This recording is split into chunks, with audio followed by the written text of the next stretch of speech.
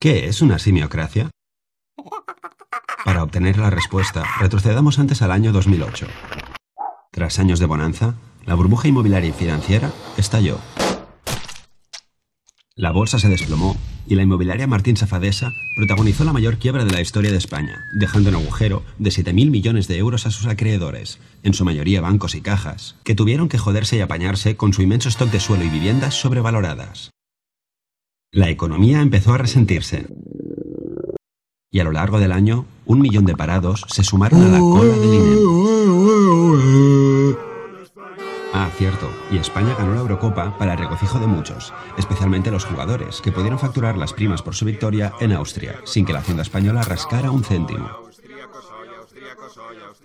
Llegó el 2009 y el presidente, en un arrebato keynesiano, anunció un ambicioso plan de estímulo incluyendo 8.000 millones de euros destinados a obra pública, que en su mayoría acabarían gastados en renovar aceras. El economista Keynes se revolvió en su tumba. ¡Así no! Desgraciadamente, la economía continuó empeorando y las cuentas del Estado empezaron a tambalearse. Y es que incluso el viejo truco de emitir deuda se estaba poniendo jodidamente difícil. Y para colmo, nuestra prima de riesgo se disparó. Al año siguiente, Zapatero acabó con la paciencia de los líderes europeos, que, temiendo tener que rescatar a España, le propusieron amablemente un giro en sus políticas. Y así empezaron las políticas de ajuste, que sentaron de cojones a la economía. Hacia julio, la tasa de paro rondaba ya los 4 millones de personas inactivas. Ah, sí, y se ganó el Mundial. El caso es que, si algo estrangulaba de verdad la economía, era la drástica reducción de los flujos de crédito por parte de la banca.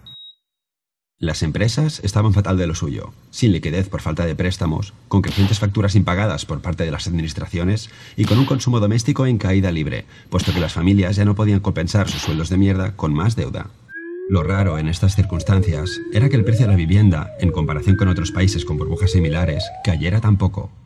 ¿Pero por qué no bajas, jodida? Pues por muchas razones, y una de ellas se llama el maquillaje de balances. Bancos y cajas habían aceptado, como pago por las deudas de inmobiliarias en ruina, grandes cantidades de stock inmobiliario.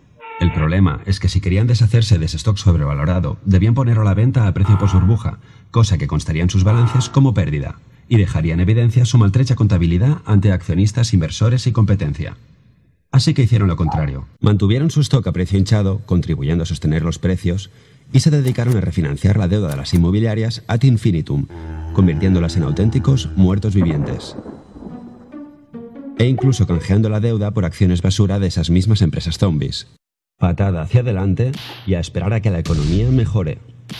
Mientras mostraban ante el Banco de España uno de los mejores resultados de la banca mundial. Pero en 2011 todo empezó a desmoronarse y empezaron a caer una tras otra diversas entidades que tuvieron que ser intervenidas, nacionalizadas o ayudadas con liquidez urgente a cambio de aceptar un plan de bancarizaciones y fusiones masivas.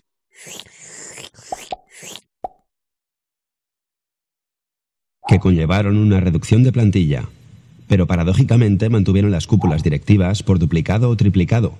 No sabemos si para evitar que algún alto cargo destapara las prácticas cometidas hasta el momento, fruto del clásico triángulo pasional.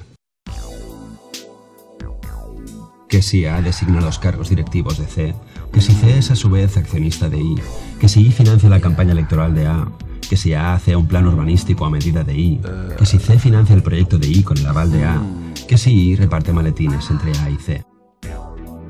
Con la crisis, el amor interracial no cejó. Que si tú me compras deuda del Estado cuando nadie la quiere, que si yo rescato hasta la más ruinosa de las cajas, que si el Estado avala tu emisión de deuda, que si yo indulto a un alto cargo tuyo condenado a cárcel, que si tú perdonas una deuda millonaria de mi partido, que si yo te presto la fianza para no ir a prisión preventiva.